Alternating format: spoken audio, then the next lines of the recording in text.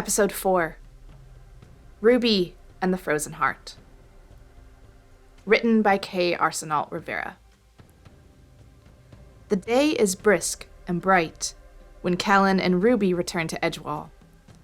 After the rough living of Dunborough and the wonder of the giant's home, this place seems both a paradise and a hovel. That is what Kellan likes most about it. If he were to return home to Oranshire, he knows precisely what he would see. His mother at the loom, his stepfather tending sheep, the villagers going about their day in perfect harmony. There are no traces of the wicked slumber in Oranshire, nor any surprises. Here in Edgewall, there are plenty. First is the spread of violet across the town. Where once the cursed threads accented the streets and alleys, they now form rivers and brooks. When they left, there were dozens of sleepers. Now, with a sinking heart, Kellan realizes that the victims are beyond counting. Leaning against balconies, hidden beneath parchment and blankets, standing at open windows. Even Ruby is thrown off by the sight. She doesn't say so. She's too brave. But he hears it in the sharp draw of her breath as they walk the streets. He sees it in the careful hop she makes to avoid any strands of violet, in the stiffness of her posture. "Watch your step," she tells him, with a smile more for his sake than any joy of her own. "Can't have our hero falling asleep on us." "Don't call me that," Kellan replies. "My mother always tells me that if I act like something I've done is no big deal, everyone else will too.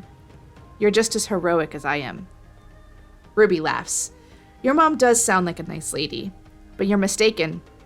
Peter's the hero in our family, raising your little sister all on your own and being the best hunter in town." She hops a cursed thread. "That's a real hero." "I think there are plenty of ways to be a hero," Kellan says. "Peter's one, but so are you. And I'd like to be one someday too." "Well, you're already on a quest," says Ruby. She leads them through the streets to a small cabin on the very edge of town. An uncharitable soul might say it isn't part of Edgewall at all, but the city colors draped in the window proudly proclaim otherwise. A plume of applewood smoke rises from the chimney. Kellan's stomach rumbles. "What do you think makes a hero anyway?" she asks him.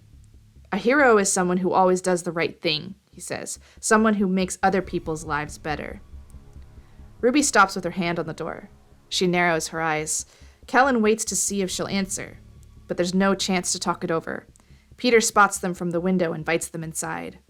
With fresh venison steaks sizzling on the cast iron pans, the subject of heroism gallantly gives way to that of dinner and plans. They tell him they're going to Loch Lurent, and he agrees to take them, on one condition. "You must wear my thickest cloak, and we can no longer feel your nose. You must turn back, no matter the circumstance." "But what if we're not done by then?" Kellan says. "Then once the two of you have returned, I will go myself," says Peter. "I have heard about that castle. No one's managed to get to the center. Not the other hunters, not the bandits. Sir Imodane tried it before she came here. In her opinion, it was an easier thing to brave the wilds than it was to walk more than 40 paces across the drawbridge. And she with that fiery magic to warm her." Quiet falls over the room. Kellan glances to Ruby and Ruby to Kellan.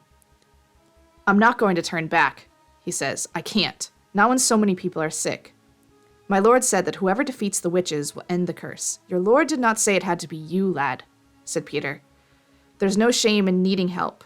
You're only a boy, and Ruby's still young herself. You must know when a beast can be felled and when it is best to leave it be." When Kellan catches Ruby's eyes again, he knows she's thinking the same thing. What if Peter is right? In the end, Ruby makes the promise. Her brother drapes a bearskin around her shoulders, though she insists on keeping the hood. To Kellan, he grants a fine coat of wool, the sight of which makes the boy break out in a groan. The wool is from Oranshire. Yet he wears it proudly at night, when Peter tells him he has a surprise for them, and he buries his face in its raised collar once the embarrassment overcomes him. For there, in the town square, there are children gathered in red hoods and woolen cloaks. Dozens of them, he thinks, and there are girls in wool as much as there are boys in red. All watch in perfect stillness as two puppets triumph over all manner of trouble to defeat an evil, man-eating witch. In the flickering candlelight, Kellan thinks he sees Ruby tear up, but she wipes them away the second he spots her, and the two of them say no more of this sacred moment. Loch Lawrent lies a long week's journey from Edgewall. Peter takes them much of the way, but as they approach the loch itself, he announces that he will stop to make camp. And who could blame him? Even a full day's travel away, it is so cold that Kellan must hop from foot to foot to keep warm. In all his winters, he'd weather only 2 days colder than this, both in the bitterest months. He and his family huddled up with the sheep so that no one would freeze. Deep down, he wondered whether it was possible for someone to freeze at all. It seemed a thing that water did, or perhaps beer, but never people. He wonders less about that now, but he doesn't bring that up. Neither does Ruby. Peter is more vigilant. "Are you certain you don't want me to come with you?" he asks. "You're still recovering," Ruby answers, though Kellan hears a pang of regret in her voice. "And besides, I think I want to try this one, to see how far I can go." They bid farewell to Peter. He holds them close, wishes them well, and lingers by the fire as they go. For a long while afterward, Ruby looks over her shoulder, perhaps searching for his silhouette against the orange light. Everything else in this place is blue, green, or violet. The sky above is marbled with all three colors swirling over each other, like the layers of a noblewoman's cloak. Beneath the frozen surface of the loch, eerie blue lights bob and weave, vying for their attention. Kellan thinks he sees a pair of yellow eyes under the ice, but a moment later they disappear. Most striking of all is the castle. Seeing it through the mirror is one thing, to lay eyes on it in person is quite another. Kellan had no idea how large it was until now. The main tower stands off on a cliff overlooking the loch, but whoever designed it could not bear to stop there. Madness struck the unseen architect. Gates leading to new fortresses, drawbridges to nowhere, a never-ending series of baileys, each giving way to a new gate. Kellan counts 5 portcullises alone. They'd snuck into a cabin, climbed a beanstalk, and walked beneath the door to enter a giant stronghold.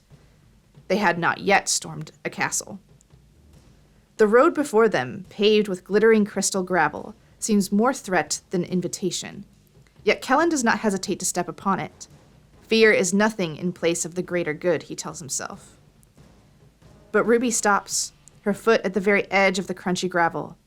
This feels different, doesn't it? "Only if you let it," Kellan says. He holds out his hand. "At least we don't have to do any climbing this time." Ruby laughs up a cloud of vapor. She takes his hand and starts on the path. "Don't say that too loudly, or Troyan might burst out of the snowdrift."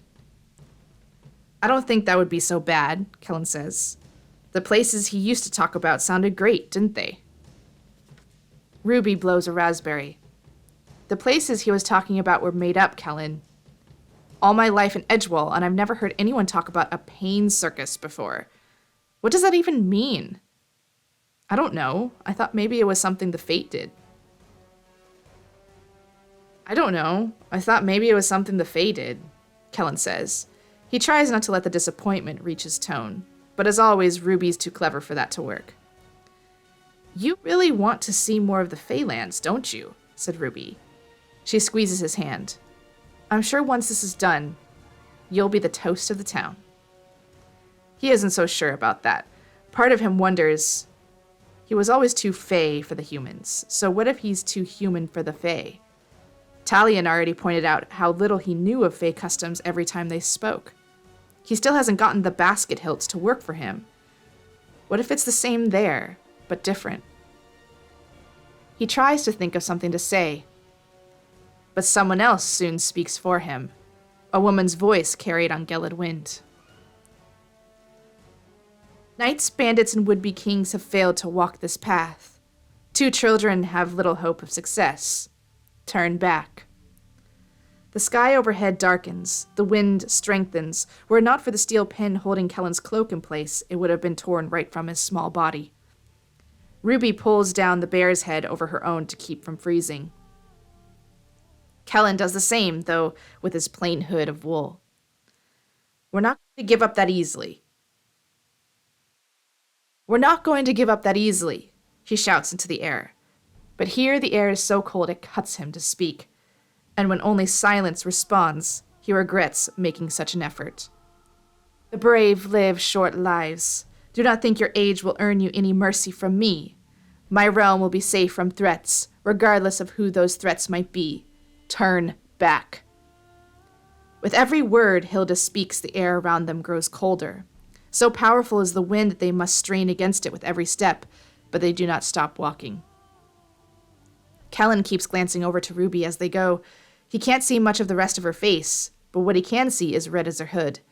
Surely she can no longer feel her nose. You don't have to keep going. But Ruby only shoots him a sidelong glance. And let the witch win? She won't win if I get there, Kellan says. He speaks into his scarf to try and keep warm. If we keep going, you will die, comes Hilda's voice. This is your final warning. Heed your own words and turn away. The veil of snow has gotten so thick that all he can see is gray and white. Still, he turns in place, looking to find the castle. In the distance, he spots the faintest smudge of blue, a mile away, if not more. Kellan blinks cold eyes. He could turn away, but if he does, no one will ever wake up, and he will never know who his father was. You don't know a questioning hero when you see one, he rasps. Next to him, Ruby laughs, and it makes him feel a little braver. I do, and they die as easily as anyone else. You will not be the last, Hilda answers. Her voice fades into the howling of the wind and the creatures within it. The first moves too quickly for the two youths to see, a streak of cerulean across their vision, a sound like breaking glass. Only when the icy spear lands at their feet do they realize what they're seeing. The swirling snow ahead of them has solidified into mail and plate. A warrior of frost, at least twice Kellan's size, bears down upon them. A new spear forms in his open palm. A wicked thrust aims straight for Kellan's heart. Ruby pulls him out of the way. Still, the point pierces Kellan's fine cloak and the snowy ground beneath them. Wind howls in his ears and snow stings his eyes as he tries to scamper away. But Oranshire wool is renowned for its strength. The very fiber of his home, perhaps sheared from his own sheep, keeps him in place. Try as he might, he cannot tear the pinned corner away. He can't hurt you if his spear stuck, Ruby shouts. Just drop the cloak and go. But he can't. His fingers are too stiff to work the clasp, keeping his cloak in place. And even if he did, where would that leave them? In cold like this, he'd surely freeze. Kellan locks eyes with the warrior through the murk. There's a new shape forming in his free hand. An axe. Ruby, go on ahead, he says. Don't be Ah! Her protest is cut short when she's yanked high into the air. Another warrior's formed, and this one's got her in its clutches. A rime-streaked sword is pressed right up against her throat. No, this isn't how it's supposed to go. It's one thing for him to be in trouble, but there has to be some way out of this. In stories, there's always something the hero figures out. But he doesn't have any weapons, and he doesn't know any magic because his mother never taught him any, and his father never. The warrior readies a blow. Dad, please, Kellan whimpers. He reaches, one last time, for the basket hilts. And gold light cuts through the gray. Something in Kellan feels bright as spring, no matter the surroundings, something that pours into the hilts and changes them. Acting on instinct, he lashes out, and his newfound sword cuts straight through the frost warrior's arm. Kellan gawps at the delicate blade of light in his hands, the thing he's conjured from his own desperation. Around the hilt, the light seems to sharpen like thorns. He admires it for a second, but now he has to get them out of this mess. Kellan ducks beneath the warrior's legs, running straight for Ruby. Before he can think to hesitate, he lops the warrior's arm off, too. Catching Ruby on the way down is an easy thing in comparison.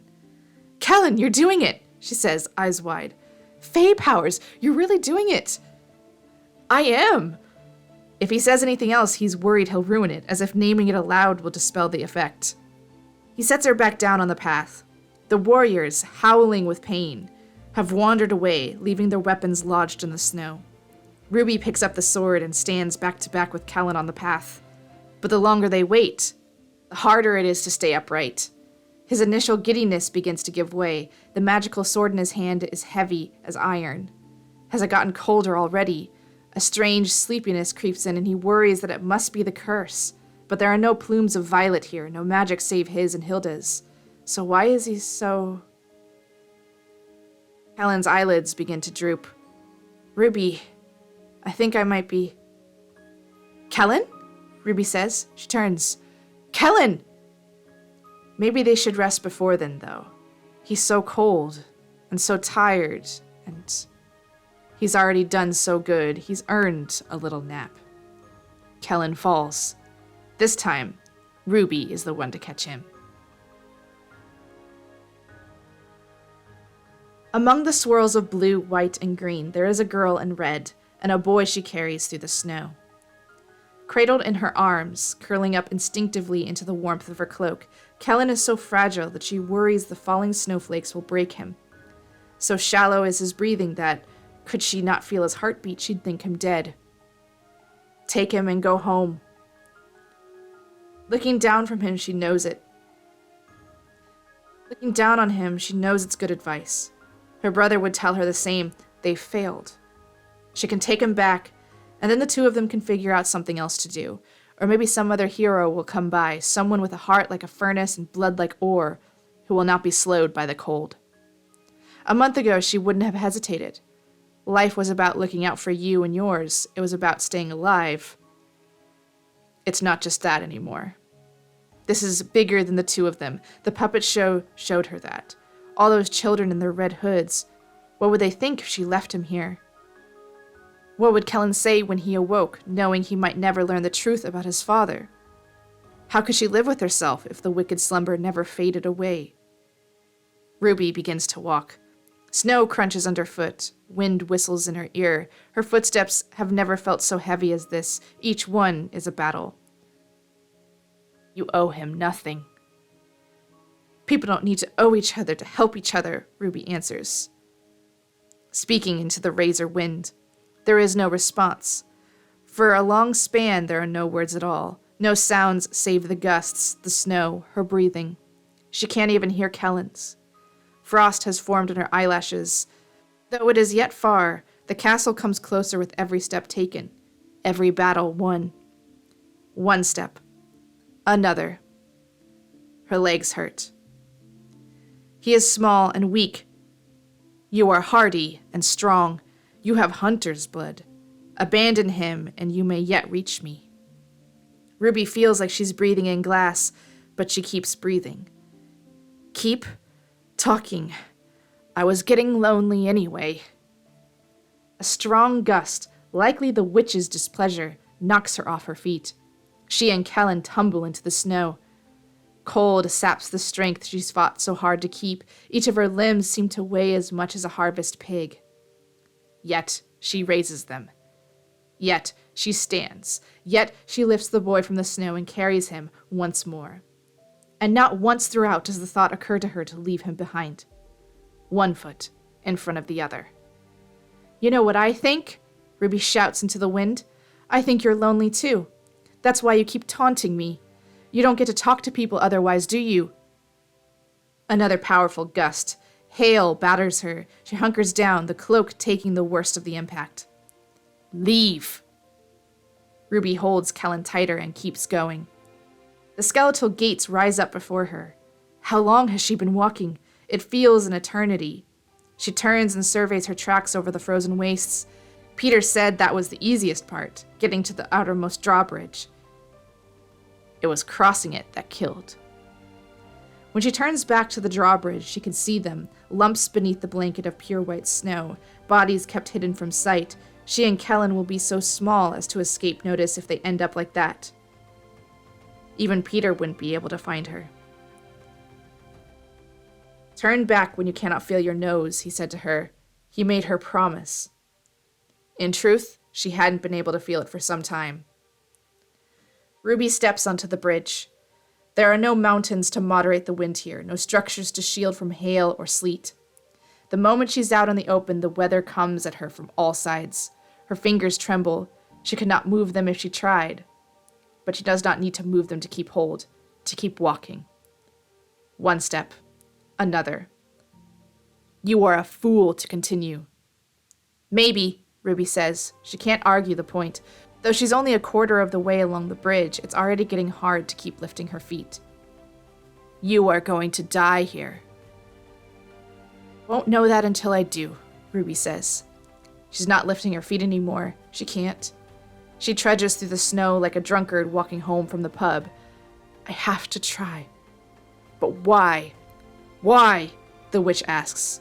For the first time, there is urgency in her voice. For the first time, she actually sounds upset. You have no reason to, because my friend wants to defeat you, so he can meet his father and save the realm, and I'm not going to let him down, Ruby says. 1/3 of the way there. She's walked by 5 bodies already. You would abandon your life because it's the right thing to do, Ruby says. Another step. One more. Her knees give.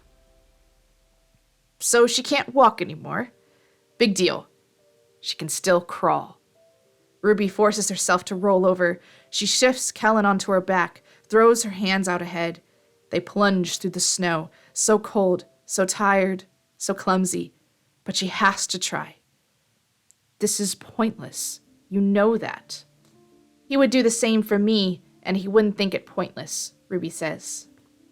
It isn't going to work. She knows that deep down, but she's going to keep trying anyway. Even if she passes out, even if the snow takes her, Kellan will wake up at some point. Maybe his fey blood will help. And then when he gets to the castle, he can figure it out. She reaches for the next handhold. But instead, she finds an outstretched palm, its fingers pure white, the nails upon it delicately pointed.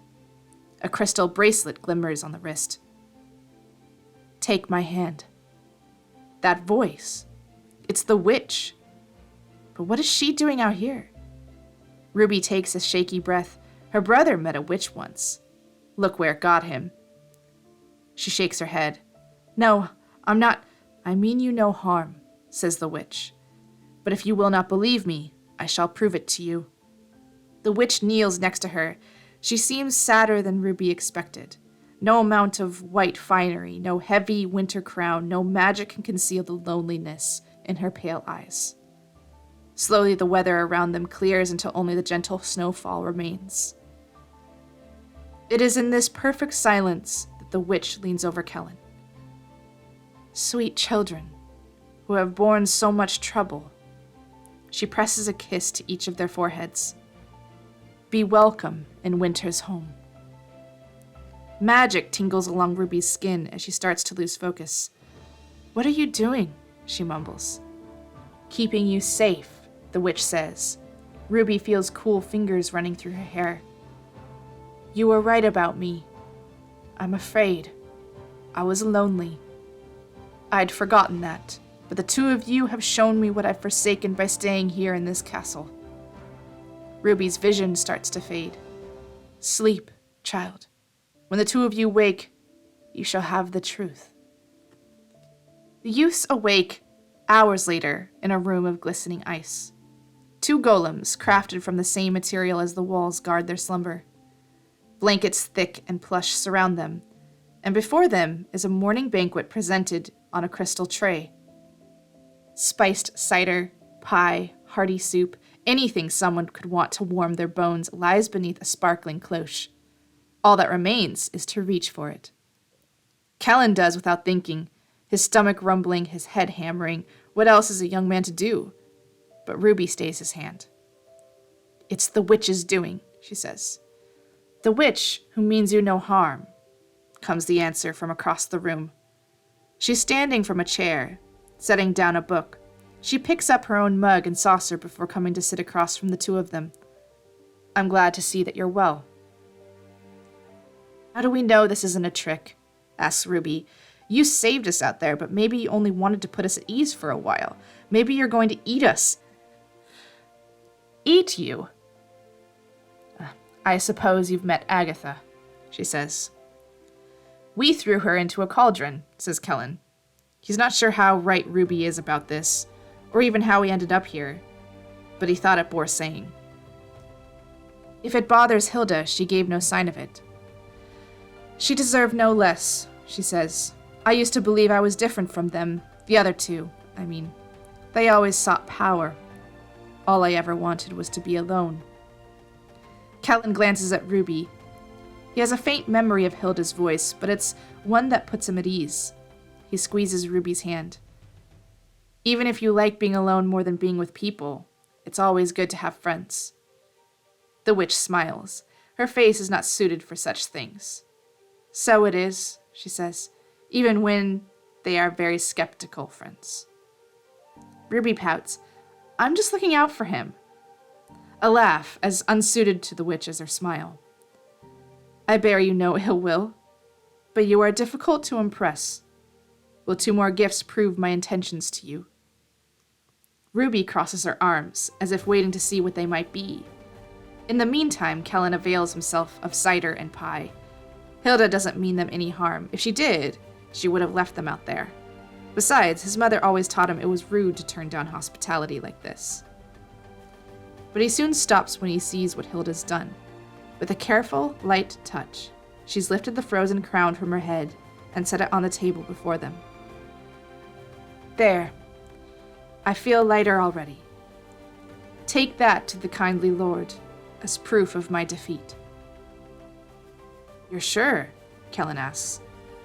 You aren't defeated if you're still around, though, Ruby says. Who's to say you won't keep growing the castle and freezing people to death? I do, she says. She gestures to the windows. Take a look outside if you'd like. Without the crown, I can maintain only a small home for me and mine. Ruby narrows her eyes and goes to the window, Kellan behind. The morning sun plays upon the castle's walls, illuminating the water already running in rivulets down the stone. Streams already cascade down the cliffside. The castle has begun to melt. I think she's serious, Kellan says to Ruby. Then to their host. That was a brave thing to do. That was a brave thing to do. To give up power like that. My mother always said witches aren't all to be feared. Your mother spoke, but she did not speak false, says Hilda. Besides, I had plenty of inspiration. Ruby sits. At last, she lets herself enjoy some of the cider. Kellan takes the crown and sets it in his lap. You said you had something else for us, he asks. A gift of information, says Hilda. I heard the 2 of you speaking on the way here. You serve the kindly Lord. When you leave this castle, you will surely find one of their gateways awaiting you. But this time, you will not cross the threshold unaware. What do you mean? Ruby asks. Hilda looks towards the window before continuing. We witches did not create the wicked slumber alone. To do so would have been beyond our power. What? Says Kellan. When the invaders arrived, we each had different ideas on how to handle matters. Talion was the one who broke the stalemate. Ariette's sleeping curse, they argued, would be the surest way to counteract the invaders. Since the 3 of us could have never cast a spell that powerful on our own, we never would have considered it otherwise. There were 4 of us once, and we might have had some hope then, but she died 20 years ago. We needed 4. Talion, strong as they may be, needed us for it to work as much as we needed them. Thus they offered us the chance to save the realm, and boons for our help. Always boons with Fae. Kellan swallows. But Talion said that you put the whole world to sleep. Hilda smooths his hair. It was only meant to stop the invaders, she said. That it continued spiraling out of control afterward is Ariette's doing. Of that I'm certain. She leapt at the chance to enact a curse of that size, to have all those people at her beck and call. I think she might have done it without a boon, had the kindly Lord not offered one. But this is supposed to be a heroic quest, Kellan says. His lips start to tremble, his voice wavering. I thought we were doing the right thing. Talion's the one who did this? You are doing the right thing, Hilda says. Talion has sent you to clean up the mess that all four of us created. That is a good and noble thing to do, to fix things. But it is done best when it is done knowingly. Ruby squeezes his shoulders, but Kellan still can't stop shaking. Talion created this. Fae aren't supposed to lie, are they? Witches 3 have this land with slumber plagued. Kellan picks up the crown in his lap and storms out of the room. Down the winding halls and spiral stairs he goes, despite not knowing the way. Behind him, Hilda calls, but he cannot make out what she's saying with his blood rushing through his ears. When at last he arrives outside, he sees that Hilda is right. There is already a portal. When Kellan reaches for the door, Ruby's hand finds his wrist again. She is sweaty and out of breath, having run after him all this way. But she is there, with him. Together, remember? She says. Kellan can't summon any words. The lump in his throat is too great. He nods and walks through the gateway. Together into the land of Fae the two heroes stride, the land of false castles and false hopes. Talion awaits, draped as always on their throne. Gallant adventurers, glory great you have earned. Kellan throws the crown at Talion's feet. The kindly lord studies the priceless boon. They crook a brow at the boy. Your father's spirit is at last showing itself, lad. What troubles you? You lied, Kellan says. Talion waves a hand of hawthorn. A Fae handmaiden picks up the crown and carries it away. Talion, for once, sits properly on the throne. Fae do not lie, they say. It is an anathema to us. If I were to lie to you, my blood would clot like spoiled milk. We know about the curse, Ruby says. We know you were the one who had the idea. You're using us, aren't you? Talion leans back. Is that a smirk on their face? Kellan thinks it might be, and he hates it. That matter. Is it such a bad thing to be used for such noble ends? A knight's sword does not complain of drinking blood. This isn't the same, Kellan protests. You asked if we were pure of heart. You said you'd help me find my... How shameful to break down like this, to cry in front of the Fae King. Yet Kellan cannot stop his voice from cracking, nor the tears from flowing. He wipes at his eyes in frustration. I believed you. I really believed you knew him. I do, says Talion. Kellan's tears have no effect on them whatsoever, and I will tell you what I know of him if you complete this quest. Or will you refuse to save the realm because you do not like the reason it is being saved? Unclenches a fist. I didn't say... It isn't that simple. Nothing in our lands is simple, says Talion. You shall find Ariette at Castle Ardenvale. Defeat her, and you will end the curse. End the curse, and I will tell you of your father. Or do not defeat her. Return to your pastoral home, and never again come as near to belonging as you did when you embraced your heritage. The choice is yours. A wave of the hand. The Fae world flickers and fades around them.